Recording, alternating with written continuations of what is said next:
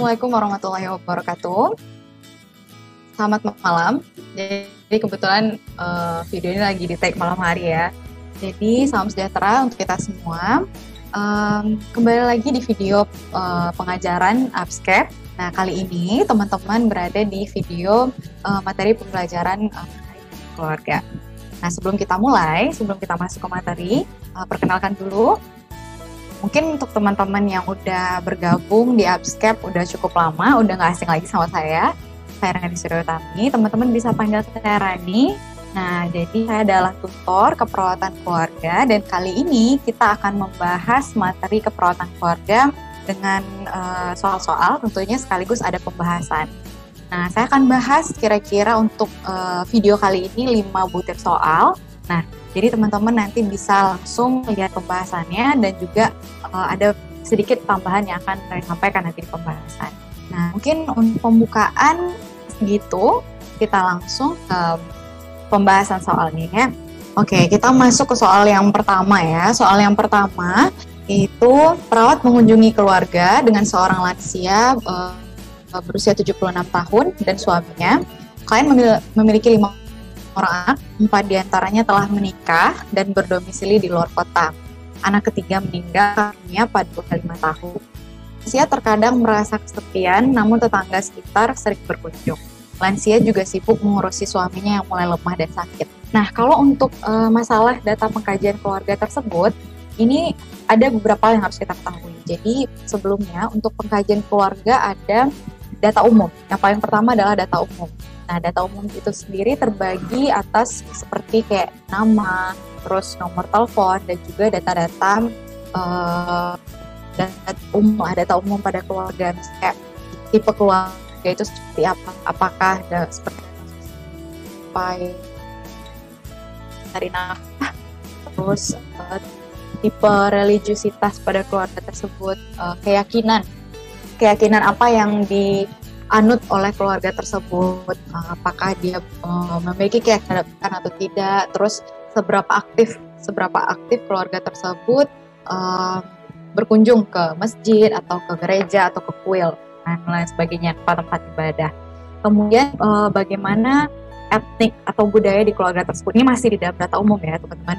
Jadi data etnik itu membahas tentang bagaimana keluarga tersebut berkomunikasi menggunakan bahasa daerah kah, atau ya masalah budaya itu seperti apa dia berkomunikasi di keluarga, menggunakan bahasa daerah kah atau menggunakan bahasa Indonesia atau malah menggunakan bahasa Inggris kalau di keluarga, seperti itu.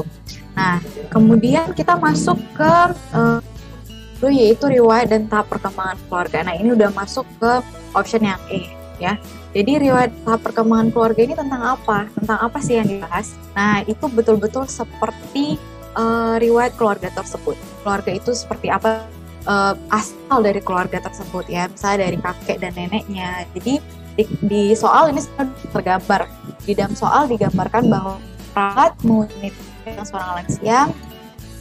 Data yang betul-betul ditampilkan di sini memiliki 5 orang anak, 4 diantaranya telah menikah dan berdomisili di luar kota. Anak ketiga meninggal karena leukemia pada usia 5 tahun. Lansia terkadang merasa kesepian namun tetangga sekitar berkunjung. Data yang sering ditampilkan di dalam soal adalah data tentang tahap dan riwayat keluarga. Kenapa? Karena dia berbicara masalah asal dari keluarga tersebut, dari nenek dan kakeknya, kemudian asal dari keluarga. Jadi betul-betul dari riwayat dan tahap perkembangan pada keluarga. Nah, kita lihat option yang lain. Sebenarnya ini udah terlihat jawabannya ya teman-teman. Option yang itu struktur dan fungsi keluarga. Sebenarnya di option struktur dan fungsi keluarga ini ada jawaban yang saya jadikan satu. Jadi struktur dalam tahap pengkajian keluarga itu ada struktur keluarga dan fungsi keluarga. Nah, jadi untuk struktur keluarga itu masuk ke struktur kekuasaan. Siapa sih yang berkuasa di keluarga itu? Siapa saja orang dominan di keluarga itu? Perannya seperti apa? Jadi siapa yang berperan sebagai kepala keluarga? Siapa yang berperan sebagai ibu atau ayah? Karena beberapa keluarga yang mungkin tidak punya ayah atau ibu, tapi ada sebagai kepala keluarga, misalnya kakak, mereka tidak memiliki kepala keluarga, ayah atau ibu, sehingga yang berperan sebagai kepala keluarga adalah kakak atau seseorang yang dominan di keluarga tersebut. Jadi itu masuk ke struktur keluarga.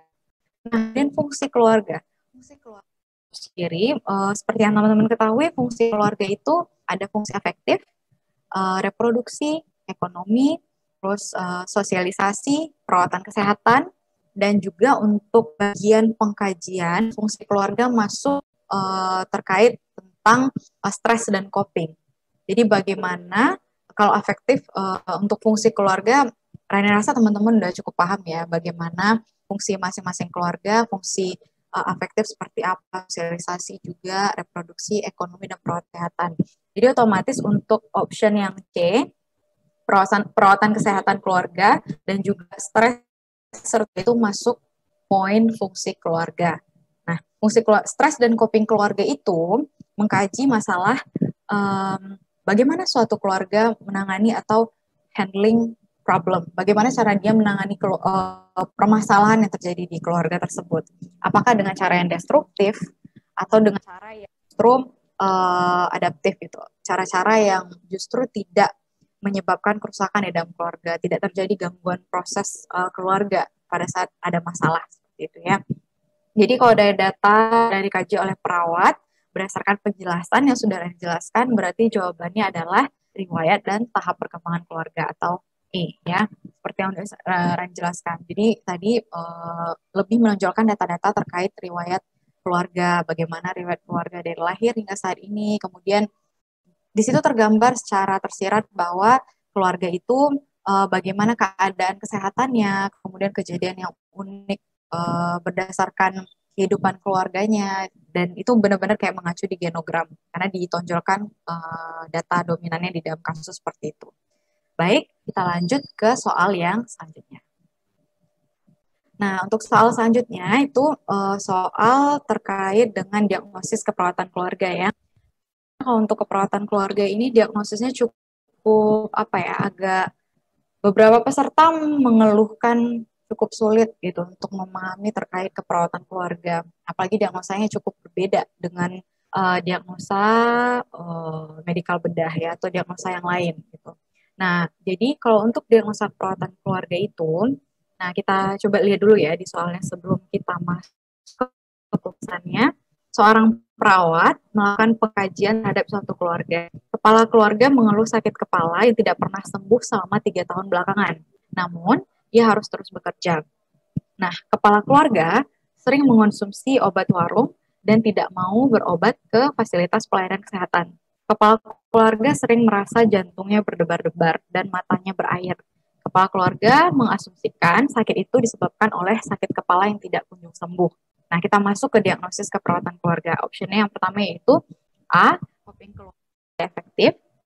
Yang B, tidak efektifan penatalaksanaan aturan terapeutik atau pengobatan keluarga. Nah, untuk teman-teman ketahui, diagnosa yang B ini sama dengan diagnosa manajemen pengobatan keluarga tidak efektif. Ya, terus untuk option yang C, ketidakefektifan pemeliharaan kesehatan. Yang D, potensial peningkatan pemeliharaan kesehatan. Dan yang E, perilaku mencari pertolongan kesehatan. Nah, kita akan bahas satu-satu terkait diagnosa yang ada di option ini. Nah, yang pertama itu coping keluarga tidak efektif. Nah, coping keluarga tidak efektif ini adalah kondisi di mana keluarga memiliki keluarga yang tidak suportif. Jadi apabila ada salah satu anggota keluarga yang punya masalah kesehatan atau segala sesuatu yang bertentangan dengan kesehatannya, keluarga itu tidak mendukung, cenderung lemah dalam mendukung keluarga yang lain, sehingga sesama anggota keluarga tidak merasa adanya kenyamanan gitu di dalam keluarga itu sendiri. Nah, kemudian yang kedua, ketidakefektifan penatalaksanaan aturan terapeutik atau pengobatan keluarga. Seperti yang disebutkan tadi, bahwa diagnosa ini sama dengan diagnosa manajemen keperawatan keluarga tidak efektif, manajemen program pengobatan keluarga tidak efektif. Nah, itu terjadi, kita ambil diagnosa ini, mungkin teman-teman yang lain agak bingung karena diagnosa ini sering timbul dengan ketidakefektifan pemeliharaan kesehatan. Nah, apa bedanya? Apa beda antara dua diagnosa ini? Soalnya peserta banyak banget tuh yang nanya. di kelas atau seandainya kita ada sesi tanya jawab, pasti sering banget nanyain tentang perbedaan antara dua diagnosa ini. Nah, diagnosa yang pertama, yang ketidakefektifan program pengobatan tidak efektif itu, pengobatan keluarga tidak efektif, terjadi apabila anggota keluarga itu melakukan tindakan yang bertentangan dengan kesehatan, yang jauh dengan kondisi kesehatan anggota keluarga yang mengalami sakit, dan anggota keluarga tersebut sudah mengalami keparahan ataupun kecacatan. Nah, jadi kalau sudah terjadi kondisi yang parah, misalkan kalau pada pasien yang ada riwayat diabetes mellitus, kita tahu kalau pasien yang punya riwayat diabetes mellitus itu sangat menjaga ketat pola dietnya, ya kan, harus rendah gula dan betul-betul harus diperhatikan asupan yang harus mereka konsumsi. Terus tiba-tiba di keluarga misalnya tidak support itu, mereka tetap memberikan seperti misalnya teh manis atau makanan tinggi gula gitu, sehingga itu akan berakibat buruk pada kondisi pasien tersebut. Itu kita ambil diagnosa yang B.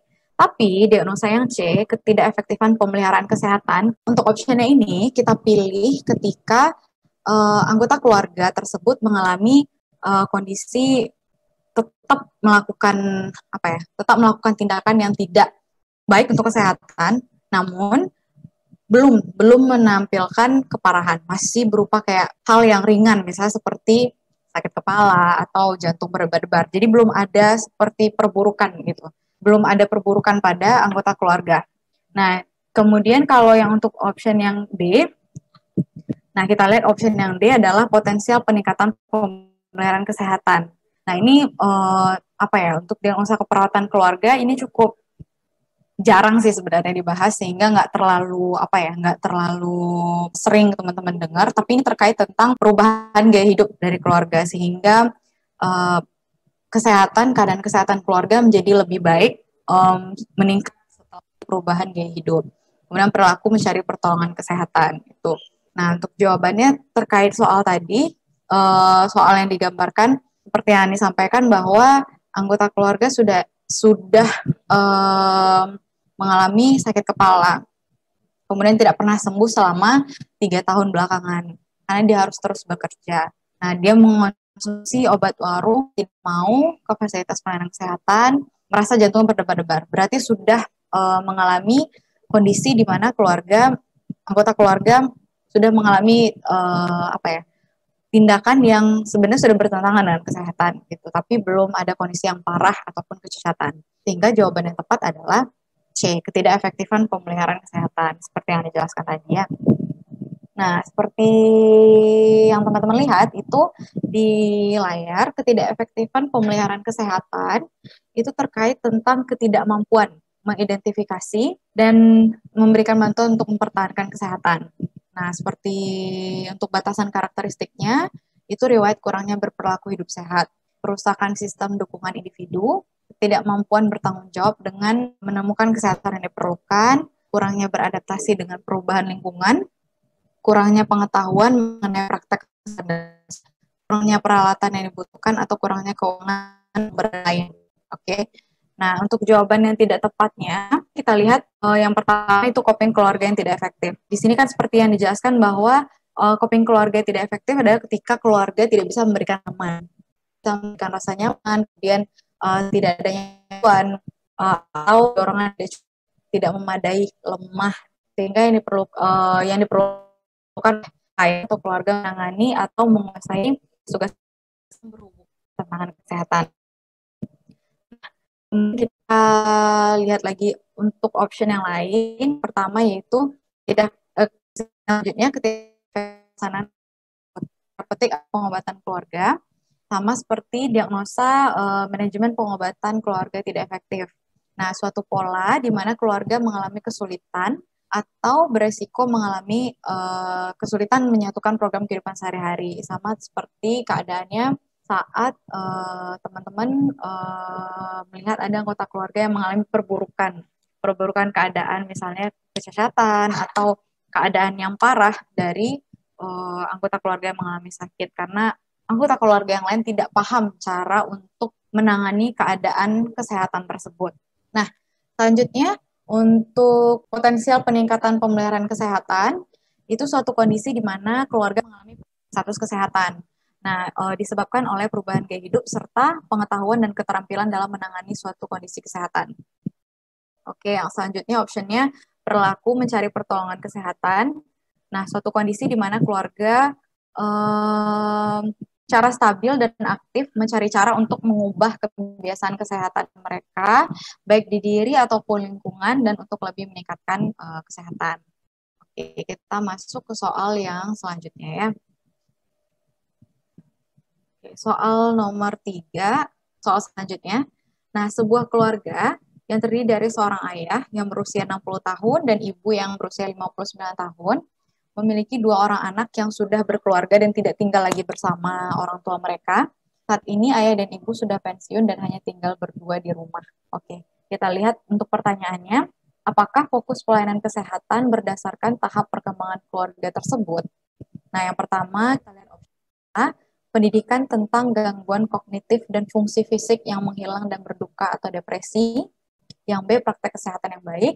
Yang C, komunikasi dan hubungan dengan anak-anak, keluarga dan pasangan, serta orang tua yang telah menua. Yang D, masalah transisi peran antara suami dan istri. Kemudian yang E, gaya hidup sehat.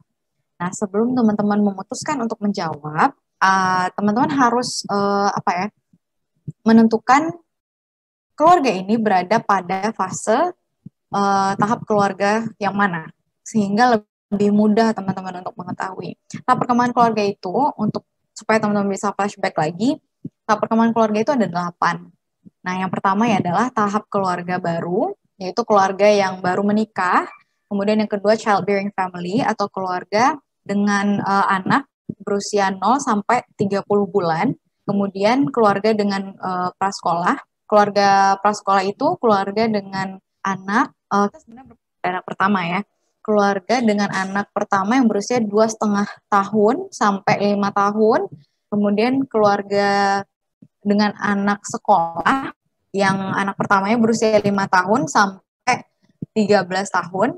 Kemudian keluarga dengan anak remaja 13 tahun sampai, nah kalau untuk fase anak remaja ini cukup bervariasi ya teman-teman, karena dia bergantung pada keadaan di rumah. Jadi kalau seandainya anak mereka itu cukup banyak, mereka akan mengalami fase ini cukup lama. Dan fase ini bisa bergantung pada ketika anaknya masih berada di rumah. Misalnya ada anak-anak yang masih berumur 19 sampai 20 tahun masih berada di rumah bersama orang tuanya, maka itu masih berada pada fase anak remaja. Karena mereka masih berada di rumah bersama dengan keluarga mereka. Tapi kalau mereka sudah keluar, baru fase ini berakhir. Fase ini berakhir ketika anak pertama mereka sudah meninggalkan rumah. Karena oleh itu ditandai dengan keluarga tersebut sudah berubah menjadi tahap perkembangan keluarga melepas dewasa muda. Nah, di tahap perkembangan keluarga melepaskan dewasa muda ini juga ditandai dengan anak pertama meninggalkan rumah dan diakhiri dengan kosongnya rumah. Jadi ini juga sama, kondisinya akan berbeda ketika keluarga tersebut memiliki anak pertama, memiliki satu orang anak atau memiliki banyak anak. Itu akan berbeda, tahap masing-masing keluarga itu lama tahap itu bertahan di sebuah keluarga. Kemudian tahap selanjutnya adalah keluarga dengan parubaya. Nah, keluarga parubaya ini dimulai dengan kosongnya rumah. Jadi ketika semua anaknya sudah tidak berada di rumah, jadi tahap ini dimulai dan akan berakhir ketika salah satu anggota keluarga pensiun. Baru ketika nanti salah satu anggota keluarga pensiun masuk ke tahap perkembangan keluarga pensiunan dan lansia. Kemudian ketika masuk ke bagian lansia dan pensiunan ini ditandai dengan salah satu anggota keluarga yang mulai pensiun dan berakhir ketika salah satu keduanya pensiun atau salah satu dari mereka meninggal gitu. Jadi itu sudah fase akhir, sudah betul-betul fase terakhir dari sebuah keluarga. Nah, kalau setelah kita lihat dari kasus yang tergambar di soal, itu dilihatkan bahwa memiliki 2 orang anak yang sudah berkeluarga dan tidak tinggal lagi bersama orang tua mereka. Nah, di situ saat ini ayah dan ibu sudah pensiun dan hanya tinggal berdua di rumah. Berarti ditandai keluarga ini sudah pensiun. Berarti keluarga ini berada di tahap lansia dan pensiunan. Nah, fokus pelayanan kesehatan berdasarkan tahap perkembangan keluarga tersebut adalah yang pertama kita lihat yang dari tahap keluarga yang lansia dan pensiun. Untuk pendidikan tentang gangguan kognitif dan fungsi fisik yang menghilang dan berduka atau depresi. Nah, itu bisa jadi jawaban. Kemudian yang selanjutnya, option yang B, praktek kesehatan yang baik. Praktek kesehatan yang baik ini berada di seluruh tahap perkembangan kesehatan. Di seluruh tahap itu seluruh keluarga harus memperhatikan fokus pelayanan kesehatannya berada di praktek kesehatan yang baik, memperhatikan nutrisi, kemudian kualitas tidur, dan lain sebagainya. Kemudian komunikasi dan hubungan dengan anak-anak, keluarga, dan pasangan serta orang tua yang telah menua. Nah, itu berada pada fase yang sama di pensiunan dan parubaya. Kemudian masalah transisi peran antara suami dan istri, ini berada di posisi keluarga pada tahap melepas dewasa muda, dan lihat sama dengan option yang B, praktek kesehatan yang baik, gaya hidup sehat dan praktek kesehatan yang baik itu sama di seluruh tahap kesehatan, tahap perkembangan keluarga itu dibahas. Itu jadi fokus dari pelayanan kesehatan. Jadi jawaban yang betul adalah A, yaitu pendidikan tentang gangguan kognitif dan fungsi fisik yang menghilang dan berduka atau depresi. Nah, pembahasan ini kita lihat di keluarga sudah berada pada fase lansia dan pensiunan. Tahap ini dimulai dengan pensiunnya salah satu atau kedua pasangan dan berakhir dengan kematian pasangan yang lain. Nah, bisa teman-teman lihat pada layar. Nah, di tahap ini perhatian pelayanan kesehatan meliputi disabilitas fungsional yang meningkat, kemudian gangguan mobilitas, karena tentu saja ketika keluarga tersebut berada pada fase lansia dan pensiunan, kita paham bahwa banyak fungsi-fungsi kognitif atau fungsi fungsional yang akan terganggu, tentu saja ya, karena mereka juga sudah menjadi lansia, sehingga banyak keadaan seperti penyakit, kemudian kekuatan dan fungsi fisik yang menghilang, kemudian layanan perawatan dalam jangka panjang, juga memberikan asuhan, isolasi sosial, berduka atau depresi, dan juga gangguan kognitif. Baik, kita lanjutkan ya. Kita masuk ke soal selanjutnya. Nah, perawat mengkaji sebuah keluarga di sebuah desa yang terdiri dari ayah, ibu, dan sebentar ini kayaknya nggak bisa ya. Nah, ayah, ibu, dan 3 orang anak yang beranjak remaja. Ketiga kakak beradik ini tampak sangat akur, akrab, dan saling menyayangi. Komunikasi orang tua kepada anak tampak sangat mengayomi dan saling memperhatikan satu sama lain. Apakah fungsi keluarga yang sedang diterapkan oleh orang tua? Nah, kita masuk ke opsi yang pertama, yaitu fungsi sosialisasi. Kemudian yang selanjutnya adalah fungsi komunikasi. Yang option yang ketiga, fungsi perawatan kesehatan, fungsi afektif, dan fungsi interaksi. Nah, ini beberapa option, bukan fungsi keluarga. Seperti yang teman-teman tahu ya. Jadi, fungsi keluarga ini ada 5, fungsi afektif, fungsi sosialisasi, reproduksi, ekonomi, dan perawatan kesehatan. Fungsi afektif itu adalah fungsi yang berfokus kepada fungsi internalisasi keluarga, bagaimana cara normalisasi fungsi internal, bagaimana saling asuh dan asih antara anggota keluarga. Terus kalau fungsi sosialisasi ini lebih fokus kepada bagaimana cara merawat anak, bagaimana pola asuh terhadap anak agar dia bisa diterima oleh masyarakat. Jadi bagaimana cara bersosialisasi, mengajarkan anak bagaimana bersosialisasi. Itu keywordnya. Kalau untuk fungsi sosialisasi. Kemudian yang selanjutnya perawatan kesehatan. Ya, perawatan kesehatan itu lebih kepada bagaimana fokus terhadap status kesehatan, hal-hal yang yang berhubungan dengan kesehatan gitu. Bagaimana tentang tidur, nutrisi, dan lain sebagainya. Kemudian tentang ekonomi. Nah, ekonomi tentu saja tentang stabilitas ekonomi gitu. Finansial, terus mencari nafkah, siapa yang berperan, hal-hal yang semacam itu yang berhubungan dengan ekonomi. Dan kemudian reproduksi, tentu saja bagaimana cara melanjutkan atau kontinuitas keturunan di dalam sebuah keluarga.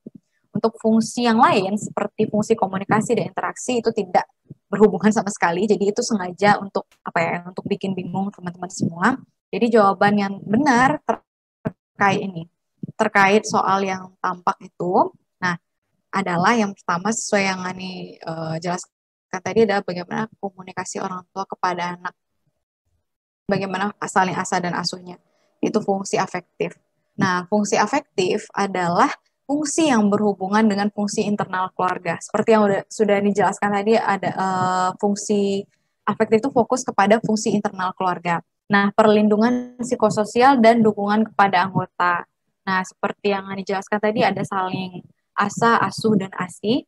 Nah, bagaimana cara untuk harus berfungsi sebagai tempat singgahnya kehangatan, kemudian dukungan, cinta, dan penerimaan, lebih ke hal-hal yang berhubungan dengan internalisasi keluarga gitu. Terus bagaimana cara membina keakraban, kemudian keseimbangan untuk saling menghormati, ikatan dan identifikasi, keterpisahan dan keterikatan, betul-betul untuk hal-hal yang sifatnya internal, sifat internal dengan keluarga. Nah, kemudian kita masuk ke fungsi selanjutnya, sosialisasi. Itu untuk jawabannya udah jelas afektif ya. Kemudian selanjutnya untuk fungsi, kita bahas dulu. Fungsi sosialisasi yaitu terkait proses perkembangan dan perubahan individu yang menghasilkan interaksi sosial dan belajar berperan dalam lingkungan sosial. Nah, jadi fokusnya adalah bagaimana cara bersosialisasi, bagaimana cara agar bisa diterima oleh masyarakat, agar bisa berbaur dengan masyarakat. Jadi lebih menitik beratkan kepada interaksi sosial. Kemudian yang selanjutnya adalah fungsi ekonomi. Fungsi ekonomi itu lebih kepada hal-hal yang berhubungan dengan sumber ekonomi dan hal-hal yang berkaitan dengan finansial dan alokasi efektifnya. Kemudian fungsi perawatan kesehatan, menyediakan kebutuhan fisik makanan, pakaian, tempat tinggal, dan perawatan kesehatan. Jadi betul-betul tentang hal-hal yang berhubungan dengan kesehatan gitu. Nah, kemudian untuk yang kelima itu fungsi reproduksi. Fungsi reproduksi itu jelas untuk mempertahankan kontinuitas keluarga selama beberapa generasi dan untuk berlangsung dekat. Oke, nah mudah-mudahan teman-teman nggak bosan ya, karena keperawatan keluarga itu memang cukup banyak penjelasannya. Jadi teman-teman harus betah-betah, mau nggak mau untuk keperawatan keluarga. Jadi yang penting tahu bagaimana cara trik menghadapi soal keperawatan keluarga yang panjang ini. Oke, kita lanjut ya. Untuk soal yang berikutnya itu soal nomor 5. Nah, sebuah keluarga yang tidak mampu terdiri dari seorang nenek, ibu, dan 3 anak. Untuk hasil pengkajiannya, rumah tampak sempit, ventilasi tidak ada, pencahayaan minim, lantai tanah, dan rumah terasa lembab. Nah, nenek tidak bisa lagi berdiri dan hanya bisa berbaring di kasur depan pintu. Ibu bekerja sebagai buruh cuci setiap hari. 1 orang anak sudah menikah dan merantau keluar kota bersama suaminya.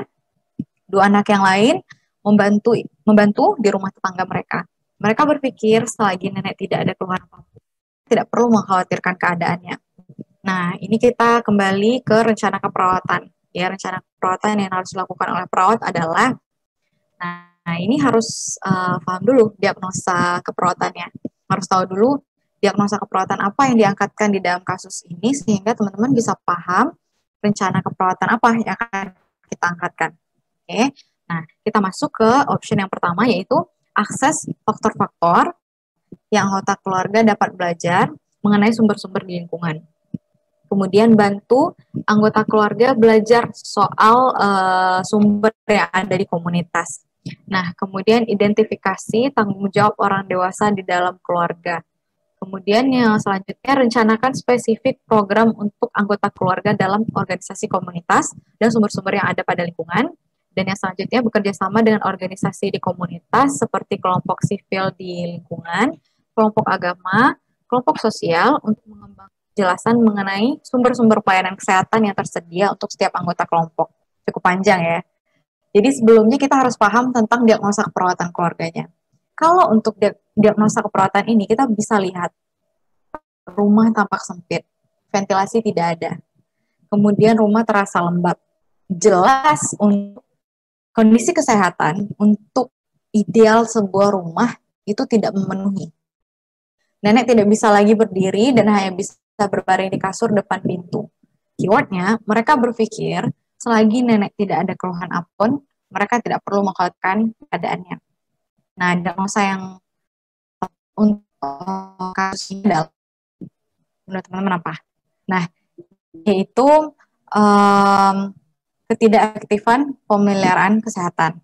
Karena seperti yang dijelaskan sebelumnya, untuk ketidakefektifan pemeliharaan kesehatan itu adalah kondisi di mana keluarga melakukan tindakan yang tidak sesuai dengan kesehatan, tidak mensupport kesehatan anggota keluarga yang lain, seperti yang tadi, rumah tampak sempit, ventilasi tidak ada, pencahayaan minim, dan itu sangat jelas bertentangan sekali dengan kondisi ideal sebuah rumah yang sehat. Nah, dan di situ terlihat bahwa nenek tidak bisa lagi berdiri, hanya bisa berbaring di kasur depan pintu. Memang di situ tidak tergambar bahwa ada keadaan yang memperparah atau ada kondisi buruk pada salah satu anggota keluarga, tapi tindakan yang dilakukan keluarga itu sudah jelas jauh dari hal yang tidak mensupport kesehatan salah satu anggota keluarga yang lain. Oleh karena itu, diagnosa yang diangkatkan adalah ketidakefektifan pemeliharaan kesehatan. Nah, coba kita lihat dari option yang ada, itu kayak akses faktor-faktor yang anggota keluarga dapat belajar mengenai sumber lingkungan. Kemudian anggota keluarga belajar mengenai sumber yang ada di komunitas. Tadi itu jelas ya, didiagnosa ketidakefektifan pemeliharaan kesehatan bahwa anggota keluarga tidak melakukan tindakan yang mendukung kesehatan. Berarti tindakan mereka itu salah, tindakan mereka itu tidak tepat. Namun belum terjadi perburukan pada anggota keluarga. Nah, kemudian yang option selanjutnya, identifikasi tanggung jawab orang dewasa dan keluarga. Kemudian rencanakan spesifik program untuk anggota keluarga dalam organisasi komunitas dan sumber-sumber yang ada di lingkungan. Kemudian bekerja sama dengan anggota organisasi di komunitas seperti kelompok sipil lingkungan dan lain sebagainya. Jadi berdasarkan penjelasannya tadi, jawaban yang tepat adalah identifikasi tanggung jawab orang dewasa dalam keluarga. Jadi pertanyaannya adalah rencana keperawatan yang tidak perlu dilakukan oleh perawat. Berarti tidak sesuai dengan diagnosanya. Itu identifikasi tanggung jawab orang dewasa dalam keluarga. Nah, kita lihat dulu pembahasannya ini. Pembahasannya, keluarga berpikir bahwa mereka tidak perlu mengkhawatirkan apapun selama nenek tidak mengeluhkan apa-apa. Nah, kita lihat data objektifnya. Keluarga adalah mampu sebagai buruh cuci setiap hari. Nah, ini udah masuk ke data, ventilasi rumah tidak ada, pencahayaan sangat minim, lantai tanah, dan rumah terasa lembab. Nenek tidak bisa berdiri lagi dan hanya bisa tertidur di kasur depan pintu, rumah tampak sempit. Nah, diagnosa keperawatan keluarga untuk kasus ini adalah pemeliharaan kesehatan tidak efektif, yaitu ketidakmampuan mengidentifikasi, mengatur, atau mencari bantuan untuk mempertahankan kesehatan. Ditandai dengan kurangnya kemampuan untuk berperilaku hidup sehat, kurangnya pengetahuan mengenai praktek kesehatan dasar, dan kurangnya peralatan dan juga hal-hal yang dibutuhkan, serta kurangnya sumber lain. Oke. Nah, ini kita masuk ke rencana tindakannya. Rencana tindakan yang dilakukan pada diagnosa ini adalah akses faktor-faktor yang anggota keluarga bisa belajar mengenai sumber-sumber di lingkungan. Nah, ini tujuannya apa? Tujuannya adalah untuk mengidentifikasi di mana area edukasi yang bisa membawa perubahan. Kemudian untuk tindakan selanjutnya adalah bantu anggota keluarga untuk belajar mengenai sumber yang ada di komunitas. Jadi apa saja sumber yang bisa keluarga diikutkan, sehingga untuk memperdayakan anggota keluarga bisa belajar di tempat-tempat yang bisa untuk keluarga. Kemudian rencana selanjutnya adalah merencanakan spesifik program untuk anggota keluarga dan organisasi komunitas dan sumber-sumber yang ada pada lingkungan. Kemudian selanjutnya bantu komunitas mengidentifikasi sumber lingkungan yang spesifik, dan yang selanjutnya bantu organisasi komunitas seperti kelompok lingkungan, kelompok agama, sosial, mengembangkan penjelasan mengenai sumber-sumber pelayanan kesehatan yang tersedia untuk setiap anggota kelompok. Berarti kan memang di dalam diagnosanya itu, kenapa jawabannya C? Karena ini merupakan rencana tindakan pada diagnosa gangguan proses keluarga. Tidak kalau pada diagnosa ketidakefektifan pemeliharaan kesehatan itu lebih memberatkan kepada bagaimana cara memberdayakan keluarga. kalau identifikasi tanggung jawab orang dewasa dan keluarga ini tidak tepat karena merupakan rencana tindakan pada diagnosa yang lain. Baik, itu untuk soal yang sudah dijelaskan semua, ada sekitar beberapa butir soal. Nah, teman-teman, terkait soal keperawatan keluarga, mungkin teman-teman sedikit sedikit bingung ya, karena keperawatan keluarga ini memang saya akui soalnya panjang dan juga penjelasannya juga panjang. Pemahaman untuk ini juga betul-betul harus holistik menyeluruh sehingga satu soal dengan pembahasan itu betul-betul berkesinambungan. Jadi untuk bisa tahu saya kan dulu maka diagnosa keperawatan keluarga juga harus teman-teman paham. Nah, untuk jelaskan ini rata-rata soal yang terkenal, soal-soal yang sering kita bahas, soal-soal yang ultimate gitu ya, sering keluar di keperawatan keluarga, teman-teman punya gambaran lah. Jadi untuk membaca soal yang kira-kira apa sih soal yang harus saya betul-betul harus saya kuasai, soal-soal terkait apa yang harus benar-benar saya tahu, sehingga teman-teman jadi lebih mudah ada gambaran di keperawatan keluarga yang katanya soal susah itu, dan harapan saya teman-teman bisa lebih menganggap keperawatan keluarga bukan sebuah materi yang sulit, bukan materi yang menyusahkan karena panjang materinya, panjang penjelasan dan juga soalnya. Jadi teman-teman diharapkan bisa lebih tahu tentang keperawatan keluarga, diagnosanya, fungsi keluarga, tahap perkembangan keluarga, dan hal-hal tentang seperti rencana tindakan dan hal-hal yang lain yang dirasa perlu ya untuk keperawatan keluarga. Nah, teman-teman sekalian juga mudah-mudahan untuk selalu tetap semangat karena keperawatan keluarga ini juga salah satu materi yang mendukung teman-teman untuk kompeten. Jadi mudah-mudahan bisa dipahami, mudah-mudahan bisa tetap semangat untuk mencapai kompetennya.